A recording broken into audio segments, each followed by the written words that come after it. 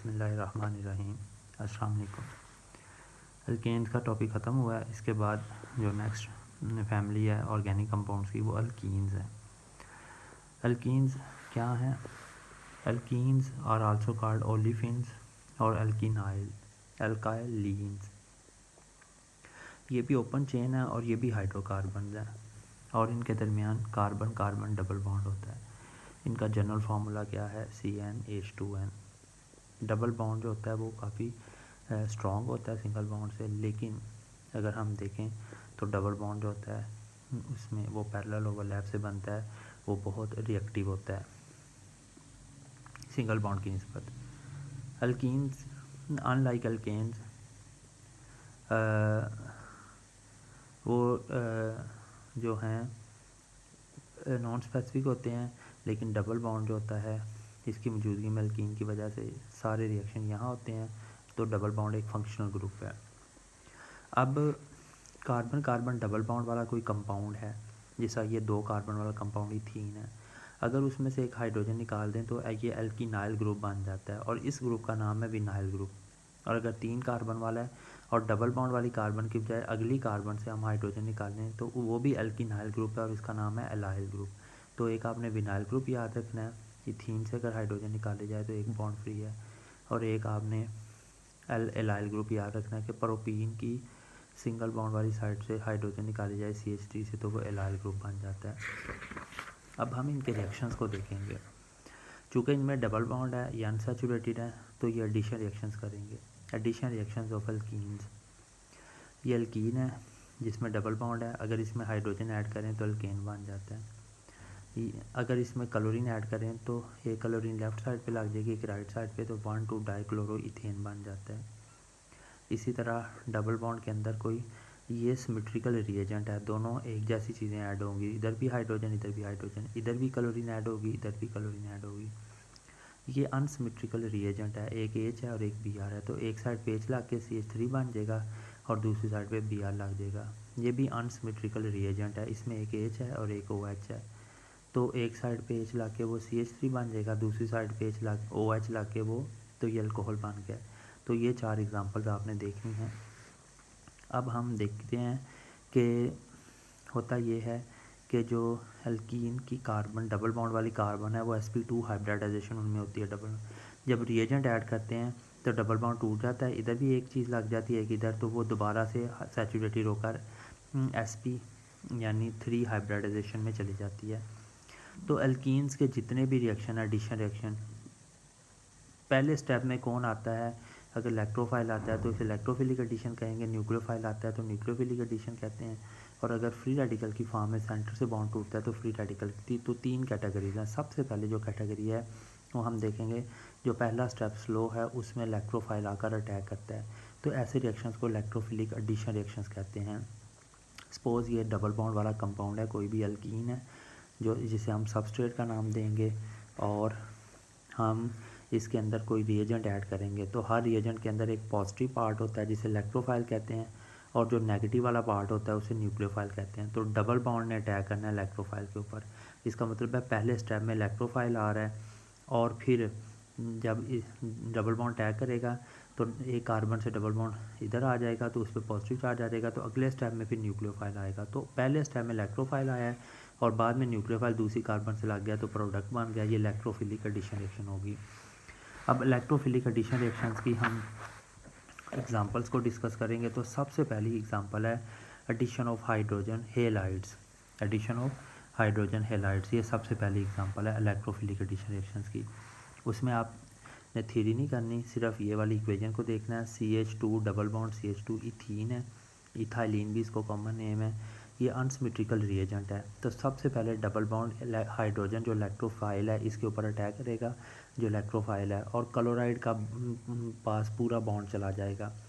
तो एक कार्बन ने उस बॉन्ड को इस्तेमाल किया, ये वाली कार्बन ने CH2 ने इस पाई बॉन्ड को यूज़ करके इस हाइड्रोजन के ऊपर अटैक किया है और इसको अपने साथ अटैच कर लिया है, और जो H और Cl का बॉन्ड था वो सारा क्लोरीन की तरफ चला गया।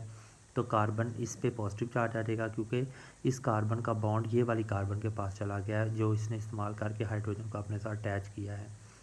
तो अगले स्टेप में न्यूक्लियोफाइल आकर इस इलेक्ट्रोफिलिक कार्बोकेटाइन के ऊपर अटैक करके प्रोडक्ट बन जाएगा इथाइल क्लोराइड। अब ये जो एडिशन है, ये चूँकि दोनों कार्बन एक जैसी थी, CH2 डबल बॉन्ड CH2 थी, अगर दोनों डिफरेंट हों डबल बॉन्ड वाली तो फिर मार्कोनी का रूल के मुताबिक ये एडिशन होती है। कैसे, ये देखें, ये एल्कीन सिमेट्रिकल नहीं है। डबल बॉन्ड की इस साइड वाली कार्बन के साथ 2 हाइड्रोजन अटैच हैं और डबल बॉन्ड की इस वाली कार्बन के साथ 1 हाइड्रोजन अटैच है, तो ये अनसिमेट्रिकल एल्कीन है।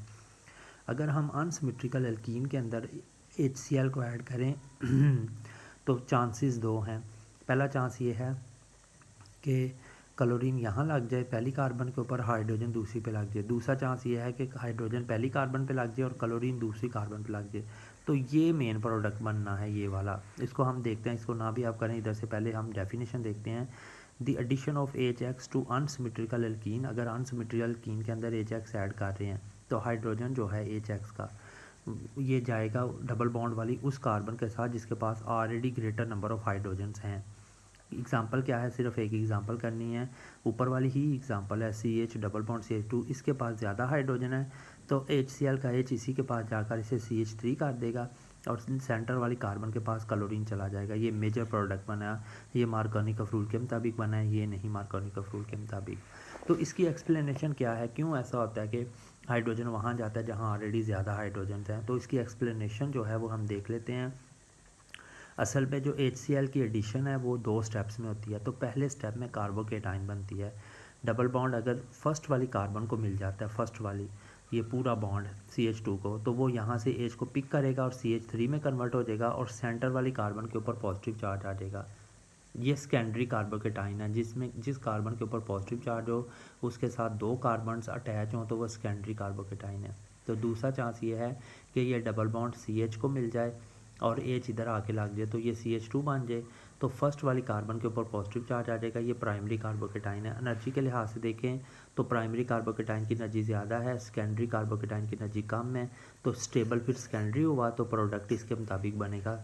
यानी मार्कोनिकॉफ रूल अप्लाई हो रहा है कि हाइड्रोजन इधर लगनी चाहिए और क्लोरीन सेंटर पे लगनी चाहिए, क्योंकि सेकेंडरी कार्बोकेटाइन ज़्यादा स्टेबल है जो रिएक्शन के दौरान बन रही है। अब हम नेक्स्ट देखते हैं addition of sulphuric acid. Sulphuric acid को अगर हम ओपन करके देखें तो इस तरह है, सल्फ़र के साथ ऑक्सीजन ने डबल बॉन्ड 2 साइड पे ऑक्सीजन ने बनाया हुआ है, एक साइड पे OH अटैच है, दूसरी साइड पे भी OH अटैच है, RCH डबल बॉन्ड CH2। ठीक है, ये क्या होगा, हाइड्रोजन वहाँ जाएगी जहाँ ज़्यादा हाइड्रोजन है, ये वाली हाइड्रोजन उतरेगी और वहाँ जाएगी जहाँ ज़्यादा हाइड्रोजन है, ये CH3 में कन्वर्ट हो जाएगा और ये सारा ग्रुप जो है ये वाला सारा ये सेंटर वाली कार्बन के ऊपर सेकंड वाली कार्बन पे लग जाएगा, तो इसका नाम है अल्काइल। ये पूरा अल्काइल है, ये हाइड्रोजन है, अल्काइल हाइड्रोजन सल्फेट बन गया है। ठीक है, ये एक इंटरमीडिएट है alkyl hydrogen sulphate.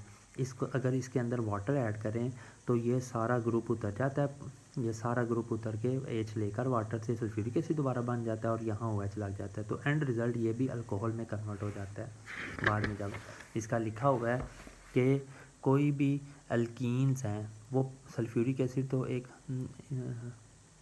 Inorganic compound है, लेकिन अल्कीन ऑर्गेनिक उसमें इसलिए हल हो जाती हैं क्योंकि उसके साथ रिएक्ट करके अल्काइल हाइड्रोजन सल्फेट बना देती हैं।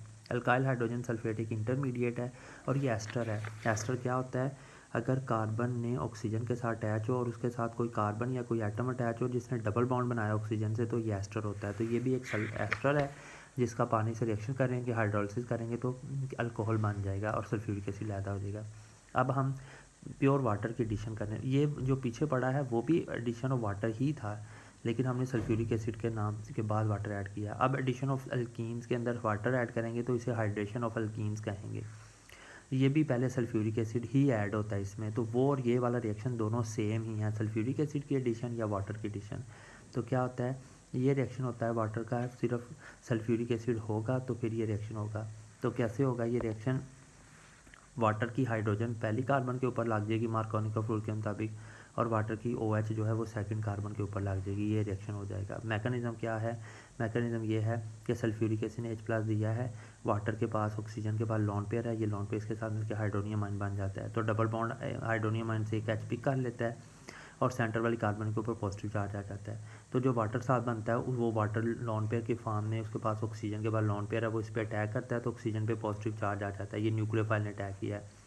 अब ऑक्सीजन का पॉजिटिव चार्ज कब खत्म होगा, जब यहाँ से H चला जाएगा। इस H को कौन लेके जाएगा, कोई वाटर का मालिक्यूल, वो हाइड्रोनियम आयन बन जाएगा और ये अल्कोहल बन गया। अब है ऑक्सीमर्क्यूरेशन डीमर्क्यूरेशन, यानी ये मरकरी है, मरकरी के साथ दो एसीटेट ग्रुप हैं। इसको मैं ओपन करके लिखता हूँ, ये मरकरी है, मरकरी के साथ O है, C double bond O CH3, ये एसीटेट ग्रुप है। एक और O अटैच है, ठीक है, और उसके साथ C डबल बॉन्ड O है और फिर CH3 है। तो ये दो एसीटेट ग्रुप मरकरी के साथ अटैच हैं और वाटर की प्रेजेंस में रिएक्शन होगा, ये ग्रुप लग जाता है। पूरा ग्रुप लगने के बाद फिर NaBH4 ऐड करते हैं तो वो हाइड्रोजन दे देता है और ये ग्रुप को उतार देता है। तो ओवरऑल क्या होना है, यहाँ भी हाइड्रेशन ही होनी है। और हाइड्रोजन कहाँ लगनी है, जहाँ ज़्यादा हाइड्रोजन है, और OH कहाँ लगना है, जहाँ पर कम हाइड्रोजन है। तो ये ओवरऑल पहले ये ग्रुप ऐड होता है, फिर NaBH4 डालते हैं तो ये मरकरी ग्रुप उतर लगता है, फिर मरकरी ग्रुप पूरा उतर जाता है और उसकी जगह OH लग जाता है। तो इसको आपने जनरली सिंपली इसका एक रिएक्शन ही देखना है।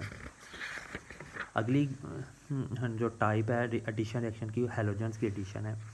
हैलोजन जो है वो क्या है, वो सिमेट्रिकल रिएजेंट है। किसी एक साइड पे X लगा दें, दूसरी साइड पे X लगा दें, यानी डबल बॉन्ड टूटेगा, दोनों डबल बॉन्ड वाली कार्बन के साथ एक एक X लग जाएगा, ठीक है। इसका मैकेनिज्म देखते हैं। ब्रोमीन आपको पता है नॉन पोलर है, दोनों ब्रोमीन एटम एक जैसे हैं, लेकिन जब डबल बॉन्ड की मौजूदगी होती है, डबल बॉन्ड का इलेक्ट्रॉनिक क्लाउड नज़र आता है, तो वो ब्रोमीन जो डबल बॉन्ड के साइड पे है वो पॉजिटिव हो जाती है पार्शल, और दूसरी ब्रोमीन पार्शल नेगेटिव हो जाती है। तो डबल बॉन्ड उस डबल बॉन्ड वाली पॉजिटिव कार्बन पे अटैक करता है और ये पूरा बॉन्ड लेकर ब्रोमाइड की फॉर्म में लैदा हो जाता है। अब जिस कार्बन ने उस डबल बॉन्ड को इस्तेमाल किया है उसके साथ ब्रोमीन लग जाएगी, दूसरी कार्बन के ऊपर पॉजिटिव चार्ज आ जाएगा और p ऑर्बिटल में पॉजिटिव चार्ज होगा, ठीक है। अब इस कार्बन का पॉजिटिव चार्ज इसी सूरत में ख़त्म हो सकता है कि ये वाली ब्रोमीन जिसके पास 3 लॉन पेयर हैं, ये अपना एक लॉन पेयर इसके p ऑर्बिटल में शेयर करे। जब इसके p ऑर्बिटल में शेयर करेगी तो ब्रोमीन के ऊपर पॉजिटिव चार्ज आ जाएगा और एक ब्रिज्ड ब्रोमोनियम आयन बना है जो बहुत ही ज़्यादा अनस्टेबल है, क्योंकि ये 3 मेंबर रिंग बनी है और पॉजिटिव चार्ज भी है। तो फ़ौरन इसके ऊपर अटैक करेगा ब्रोमाइड आयन। ब्रोमाइड आयन जब कार्बन किसी एक पे अटैक करेगा तो कार्बन और ब्रोमीन का बॉन्ड कड़क करके टूटेगा और ब्रोमीन पूरे के पूरे बॉन्ड को एज अ लॉन पे ले लेगी। तो 2 ब्रोमीन ऐड हुई हैं, ठीक है, एक ब्रोमीन इस कार्बन के साथ और दूसरी ब्रोमीन दूसरी कार्बन के साथ अटैच हुई है। उसके बाद अगली जो टाइप है रिएक्शन, अगला जो एडिशन रिएक्शन है वो है नाइट्रोसाइल क्लोराइड का। CH3 CH double bond CH2 है, क्लोरीन जो है वो CH के साथ अटैच हो जाएगी और NO ग्रुप जो है वो पहली कार्बन के साथ अटैच हो जाएगा, ठीक है, क्योंकि वो पॉजिटिव है, क्लोरीन नेगेटिव है, वो इधर अटैच होगी। पॉजिटिव पार्ट उस कार्बन के पास जाता है जहाँ ज़्यादा हाइड्रोजन, नेगेटिव वहाँ जाता है जहाँ कम हाइड्रोजन है। अब इसकी रीअरेंजमेंट होगी, N और ऑक्सीजन के दरमियान डबल बॉन्ड है और एक CH जो है उसका H उतर जाएगा और C और H के दरमियान जो बॉन्ड था वो घूम के इधर आ जाएगा और कार्बन और नाइट्रोजन में डबल बॉन्ड बन जाएगा और हाइड्रोजन एक रह जाएगी। अब नाइट्रोजन और ऑक्सीजन में जो डबल बॉन्ड था वो टूटेगा और ऑक्सीजन के पास बॉन्ड चला जाएगा। ऑक्सीजन के साथ वो जो H उतरी है यहाँ से CH2 से वो लग जाएगी और ऑक्साइन बन जाएगा। ये भी MCQ बनेगा कि एंड पे ऑक्साइन बनता है जब हम एडिशन ऑफ नाइट्रोसाइल क्लोराइड ऐड करते हैं। दोबारा देख लें, NOCl के ऊपर Cl के ऊपर नेगेटिव चार्ज है, NO के ऊपर पॉजिटिव है, तो क्लोराइड यहाँ लगेगी आके और NO यहाँ लगेगा। ये मालिक्यूल रीअरेंज होगा, क्या होगा, CH2 कार्बन के साथ 2 हाइड्रोजन अटैच हैं, एक हाइड्रोजन उतर जाएगी और कार्बन पूरे बॉन्ड को यहाँ यूज़ करके डबल बॉन्ड बना लेगी नाइट्रोजन के साथ। नाइट्रोजन और ऑक्सीजन का ऑलरेडी डबल बॉन्ड था तो वो डबल बॉन्ड की बजाय सिंगल हो जाएगा और बॉन्ड ऑक्सीजन की तरफ शिफ्ट हो जाएगा। तो जो हाइड्रोजन यहाँ से उतरी है वो ऑक्सीजन से लग जाएगी जाके, तो OH और डबल बॉन्ड जिसमें उसे ऑक्साइन कहते हैं। नाइट्रोजन ने डबल बॉन्ड बनाया और उसके साथ OH अटैच हो उसे ऑक्साइन कहते हैं, ठीक हो गया, ये रीअरेंजमेंट हुई है। अगला है एडिशन ऑफ बोरेन, इसे हाइड्रोबोरेशन और बाद में ऑक्सीडेशन कहते हैं, ठीक है, हाइड्रोबोरेशन ऑक्सीडेशन। तो borane CH double bond CH2 है। ओवरऑल इसका रिएक्शन क्या होगा, हाइड्रोजन जो है वो सेंटर वाली कार्बन के साथ लगेगी और OH जो है वो जाकर फर्स्ट कार्बन के साथ लगेगा। ये मार्कोनिकॉफ रूल के मुताबिक नहीं हुआ, इसलिए हम कहते हैं जो हाइड्रोबोरेशन ऑक्सीडेशन रिएक्शन है कि हाइड्रोबोरेन ऐड हो रहा है और ऑक्सीडेशन हो रही है, ऑक्सीजन बाद में आ रही है, ये जो है ये एंटी मार्कोनिकॉफ एडिशन के मुताबिक वाटर की एडिशन। ओवरऑल वाटर ही यहाँ भी ऐड हुआ है, लेकिन वाटर हमेशा OH सेंटर वाली कार्बन के साथ लगता था और H इधर, तो यहाँ H सेंटर वाली कार्बन के साथ लगा है और OH फर्स्ट कार्बन के साथ। तो ये एंटी मार्कोनिकॉफ एडिशन हुई है वाटर की। जब हाइड्रोबोरेशन ऑक्सीडेशन करते हैं, तो ये भी करेगा कि हाइड्रेशन जब होगी इसकी हाइड्रोबोरेशन ऑक्सीडेशन की फॉर्म में, तो फिर एंटी मार्कोनिकव प्रोडक्ट बनेगा, जो अल्कोहल बनेगा वो एंटी मार्कोनिकव रूल के मुताबिक बनेगा। उसके बाद है ये वाला नहीं करेंगे हम, addition of divalent carbon compounds, हम करेंगे addition of Friedel Crafts reactions. Alkyl halide से रिलेटेड जो रिएक्शन होते हैं उन्हें हम फ्रीडल क्राफ्ट्स रिएक्शन कहते हैं। Friedel Crafts reaction, addition of alkyl halides, alkyl halide हो या फिर एसिड क्लोराइड्स हो, C डबल बॉन्ड O हो, इसे एसिड कहते हैं ग्रुप को, आगे OH लगा हो, तो अगर क्लोरीन लगी हो तो ये एसिड क्लोराइड है। तो एसिड क्लोराइड हो या फिर सिंपल अल्काइल हैलाइड हो, ये अल्काइल हैलाइड है और ये एसिड हैलाइड है, इन दोनों को ऐड डबल बॉन्ड में करें तो इसे इलेक्ट्रोफ्रीडल क्राफ्ट्स रिएक्शन कहते हैं, addition of alkyl halides and acid chlorides. तो कैसे होगा रिएक्शन, CH3 ये अल्काइल हैलाइड है, टर्शी ब्यूटाइल क्लोराइड है। अब ये इतना बड़ा बल्कि ग्रुप है, ये पहली ही कार्बन के साथ लग सकता है जाके, और ये क्लोराइड पूरे बॉन्ड को यूज़ करके सेकंड कार्बन जो छोटी सेंटर वाली कार्बन है उसके साथ, तो ये देखें ये क्लोराइड पूरे बॉन्ड को इस्तेमाल करेगा और ये वाली सेंटर वाली कार्बन के ऊपर अटैक करेगा, तो ये डबल बॉन्ड टूट के पहली वाली कार्बन पे चला जाएगा। तो क्लोरीन सेंटर वाली कार्बन के साथ लग गई है, तो पहली वाली कार्बन जो CH2 थी उसके साथ ये पूरा अल्काइल ग्रुप लग गया, तो पूरा अल्काइल हैलाइड ऐड हो गया डबल बॉन्ड में। ये reaction Lewis acid aluminium chloride की प्रेजेंस में होगा, इसलिए इसे फ्रीडल क्राफ्ट्स एडिशन रिएक्शन कहते हैं कि अल्काइल ग्रुप जो पूरा है बड़ा टर्शी ब्यूटाइल ग्रुप है वो फर्स्ट कार्बन के साथ लग गया जाके ये वाला, और क्लोरीन सेंटर वाली कार्बन के साथ लग गया। इसी तरह एसाइलेशन करते हैं, इस एसाइल ग्रुप को किसको कहते हैं, ये एसाइल ग्रुप है, एसाइल क्लोराइड है, C डबल बॉन्ड O और आगे Cl है। अब ये भी बल्कि ग्रुप है, तो क्लोराइड अपने बॉन्ड को इस्तेमाल करके सेंटर वाली कार्बन के ऊपर अटैक करेगी, तो ये डबल बॉन्ड इधर फर्स्ट वाली कार्बन पे चला जाएगा। तो क्लोरीन सेकंड वाली कार्बन के ऊपर क्लोराइड अटैच हुआ है, तो बॉन्ड सारा CH2 के पास चला गया, तो ये RC डबल बॉन्ड O जो है C जाकर इसके साथ डबल बॉन्ड को यूज़ करके इसके साथ अटैच हो गया, एसाइल ग्रुप यहाँ लगा और क्लोराइड ग्रुप सेंटर वाली कार्बन के ऊपर लगा है, ठीक हो गया। इसके साथ ही इलेक्ट्रोफिलिक एडिशन रिएक्शन जो हैं एल्कीन्स के वो ख़त्म हो गए।